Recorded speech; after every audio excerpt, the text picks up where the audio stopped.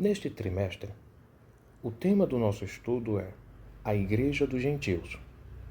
Vou trazer aqui a tradução com o contexto claro para você surdo.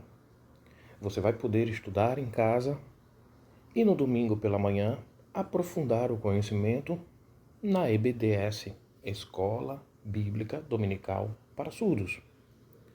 O objetivo aqui é entender a expansão do Evangelho para muito além dos limites judaicos.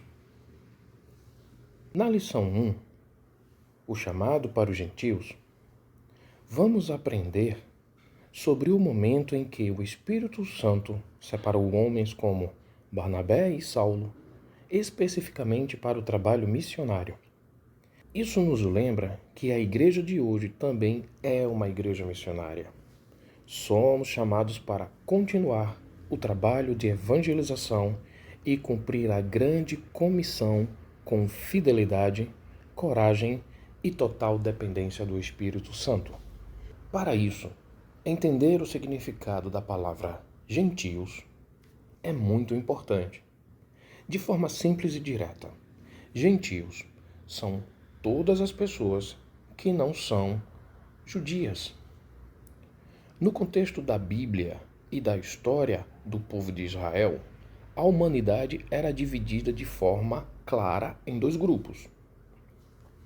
O primeiro grupo, os judeus, o povo que vinha da linhagem de Abraão, Isaque e Jacó e que guardava a lei de Moisés. Grupo 2, os gentios, todas as outras nações, povos, línguas e culturas do mundo, como os romanos, os gregos, os egípcios e, no contexto atual, nós mesmos.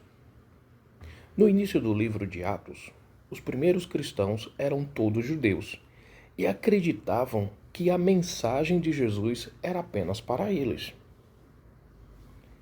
A grande reviravolta da história da igreja primitiva, que é o foco central da revista deste trimestre, foi o momento em que o Espírito Santo revelou aos apóstolos que os gentios tinham o mesmo direito à salvação, através da fé em Jesus. A barreira entre judeus e não-judeus foi derrubada, transformando todos em um só povo. Vamos trazer nessa lição e nas demais uma palavra que se repetirá no português. E a palavra é gentios. Então, antes de entrarmos na tradução da primeira parte da lição, o nosso foco neste momento, vou te ensinar o sinal da palavra gentios. Lembra do sinal pessoa, configuração de mão em P, ponto de articulação na testa, movimento de um lado para o outro. Este é o sinal de pessoa. O sinal de gentio é o mesmo. Vamos mudar apenas a configuração de mão da letra P para a letra G. Então nós temos gentios. Tudo bem? Vamos prosseguir. Título da lição: O chamado para os gentios. Texto áureo. E servindo eles ao Senhor e jejuando, disse o Espírito Santo: Apartai para mim a Barnabé e a Saulo, para a obra a que os tenho chamado. Atos 13, 2. Verdade prática. Quando a igreja ouve o Espírito, o Evangelho avança e vidas são alcançadas para a glória de Deus. Leitura diária. Segunda-feira. Atos, capítulo 1, versículo 8. Contexto. Sem o Espírito Santo, não há missão verdadeira. Mas recebereis a virtude do Espírito Santo, que há de vir sobre vós, e ser-me-eis testemunhas, tanto em Jerusalém, como em toda a Judéia e Samaria e até os confins da terra. Neste texto, o próprio Jesus está dizendo aos seus discípulos que eles irão e pregarão as boas novas, a salvação em Cristo Jesus, o perdão dado por Deus pelo sacrifício de Cristo no Calvário a todo aquele que se arrepender. E essa pregação deste Evangelho não será somente para Jerusalém, mas se expandirá para a Judéia, em seguida Samaria e até os confins da terra, alcançando todos nós no dia de hoje. Esta ação evangelizadora não seria possível se nós não estivéssemos cheios do poder do Espírito Santo de Deus. Com a unção vinda pelo Espírito Santo, temos a autoridade de dar testemunho verdadeiro e fiel ao Deus da nossa salvação, fazendo com que todos os outros, ao olharem para nós, vejam a face do nosso Deus pela sua glória, misericórdia. Sejamos assim verdadeiros cristãos, anunciando o amor de Deus para todos os outros surdos. Terça-feira, Atos, capítulo 11, versículo 26. Contexto: a identidade e a missão caminham juntas. Nesse versículo, vemos a ação de dois homens, Barnabé e Saulo. Durante 1 ano, eles ensinaram a muita gente na cidade de Antioquia. E ali, ao ensinar a palavra de Deus, foi dado a eles o nome cristãos, que significa seguidores de Cristo. Quarta-feira, Mateus, capítulo 6, versículos 16, 17 e 18. O jejum fortalece nossa sensibilidade espiritual. E quando jejuardes, não vos mostreis contristados como os hipócritas, porque desfiguram o rosto, para que aos homens pareça que jejuam. Em verdade vos digo que já receberam o seu galardão. Porém tu, quando jejuares, unge a cabeça e lava o rosto, para não pareceres aos homens que jejuas, mas sim a teu Pai, o que está oculto. E teu Pai, que vê o que está oculto, te recompensará. Aqui, o texto nos traz a importância de sermos verdadeiros, de não buscarmos a aparência para termos a glória do homem.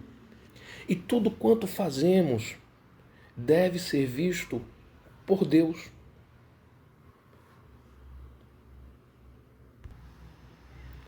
Quinta-feira, Isaías, capítulo 61, versículo 1.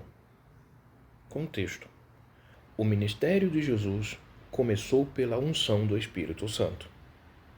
O Espírito do Senhor, Deus, está sobre mim, porque o Senhor me ungiu para pregar boas novas aos mansos e enviou-me a restaurar os contritos de coração e proclamar liberdade aos cativos e a abertura de prisões aos presos. Este versículo, ele demonstra o ministério de Jesus e a sua aplicação prática. Porém, quando Cristo nos resgata no Calvário e nos torna por adoção filhos de Deus, e quando Ele nos dá autoridade para irmos pregar, nós recebemos esta mesma unção do Espírito de Deus. Sexta-feira, Atos, capítulo 4, versículo 31. Contexto. A igreja primitiva avançava porque estava cheia do Espírito. E tendo eles orado, moveu-se o lugar em que estavam reunidos, e todos foram cheios do Espírito Santo e anunciavam com ousadia a palavra de Deus. Você é surdo. Se você orar, se você for temente à palavra de Deus e buscar a sua face, eu posso te dizer que o Espírito Santo de Deus descerá sobre você e você terá a autoridade para pregar o Evangelho. Sábado, Romanos, capítulo 10, versículo 14 e 15. Como, pois, invocarão aquele em quem não creram? E como crerão naquele de quem não ouviram? E como ouvirão se não há quem pregue? E como pregarão se não forem enviados? Como está escrito: quão formosos os pés dos que anunciam a paz, dos que anunciam coisas boas. Me permitam fazer aqui uma adaptação textual. Para você, surdo. Como, pois, os surdos invocarão a um Deus de quem não creem? E como os surdos crerão naquele de quem nunca viram falar? E como os surdos verão se ninguém pregar? Você precisa entender. A salvação da sua vida depende de você, mas a salvação do seu amigo surdo, da sua amiga surda, do seu irmão, do seu primo, da sua mãe, do seu pai, também depende de você.